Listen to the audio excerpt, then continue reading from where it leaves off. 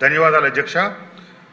Integrated clean energy policy 2024 ఏమైతే సభ్యులు అడిగిన ప్రశ్నలో నేను ఇప్పుడే మీ దగ్గర అవకాశం తీసుకోవడానికి మీరు అనుమతించినందుకు ధన్యవాదాలు అధ్యక్ష. ఈ సాంప్రదాయేతర ఇంధన వనరుల్లో సోలారు, అట్లాగే పవన విద్యుత్తు, విండ్ పవర్, ఇవన్నీ ప్రకృతిని అనుసరించి నడుస్తాయి అధ్యక్ష. కానీ 2024 ఏమైతే మేలో ఎలక్షన్ టైంలో వచ్చిన ఆ జీవో, ఏ ప్రభుత్వం అనిశ్చిత పరిస్థితిలో ఉన్నప్పుడు, గత ప్రభుత్వం కానీ మన ప్రభుత్వం కానీ లేనప్పుడు తీసుకొచ్చిన జీవో అది. దాంట్లో ఏంటంటే ఏ 15 నిమిషాల్లో తయారైన విద్యుత్తుని ఆ 15 నిమిషాల్లోనే వాడుకోవాలి, రియల్ టైం అనే ఒక క్లాస్ పెట్టారు అధ్యక్ష. సోలార్ పవర్ అనేది డేలోనే ఉత్పత్తి అవుద్ది, మధ్యలో మేఘాలడ్డు వస్తాయి. పవన విద్యుత్తు, విండ్ పవర్, అది సంవత్సరంలో 4 నెలలే వస్తుంది.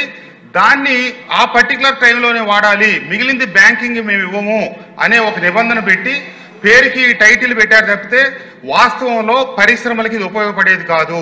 అంతేకాకుండా కొత్త పాలసీ ఇచ్చినప్పుడు ఆ రోజు నుంచి వచ్చిన అప్లికేషన్లను మాత్రమే పరిగణలోకి తీసుకొని ముందుకెళ్లాలంటే, పాత వాటిని కూడా కొత్త జీవోలోకి తీసుకొచ్చి పాత నిబంధనలకు అనుగుణంగా అన్ని అనుమతులు తీసుకున్న వాటిని కూడా అధికారులు ఇబ్బందులు పెడతా ఉన్నారు అధ్యక్ష. అట్లాగే ఏపీఆర్సీ కూడా పూర్తి కమిటీ లేనందువల్ల ఈ సమస్యల మీద పరిశ్రమలో అప్పీల్ చేసుకుంటే వాటిని కూడా పరిష్కరించే నాదుడు లేకుండా అయింది. దయచేసి మంత్రి గారితో ఈ విషయాలు నేను పలు సందర్భాల్లో చర్చించడం జరిగింది అధ్యక్ష. ఈ 2024 ఏమైతే ఇంటిగ్రేటెడ్ క్లీన్ ఎనర్జీ పాలసీలో మన ఆరుమల్లి రాధాకృష్ణ గారు చెప్పినట్టు రియల్ టైం అనే పదం ఈ భవిష్యత్తులో మనం ఏమైతే పెద్ద ఎత్తున ఉత్పత్తి చేద్దాం అనుకున్నామో ఆ ప్రయత్నానికి పెద్ద విఘాతం కలుగుతా ఉంది.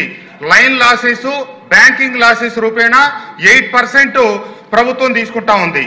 పగల విద్యుత్తుని సాయంత్రం పీక్ అవర్స్ లో గనక ప్రభుత్వం సరఫరా చేయాలంటే ప్రభుత్వానికి నష్టం వస్తే 8% కాకపోతే 12% బ్యాంకింగ్ ఛార్జెస్ తీసుకోవచ్చు, లేదా 15% తీసుకోవచ్చు. కానీ కొత్తగా పరిశ్రమలకి క్యాప్టివ్ పవర్ కింద తీసుకోవాలంటే వీళ్ళు పెట్టిన నిబంధనలు తీవ్రమైన ఇబ్బందికరం.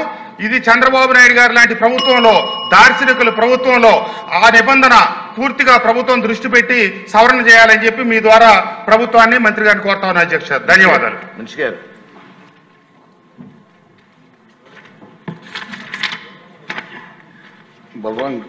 బల్వాన్ కృష్ణ గారు అడిగినట్లు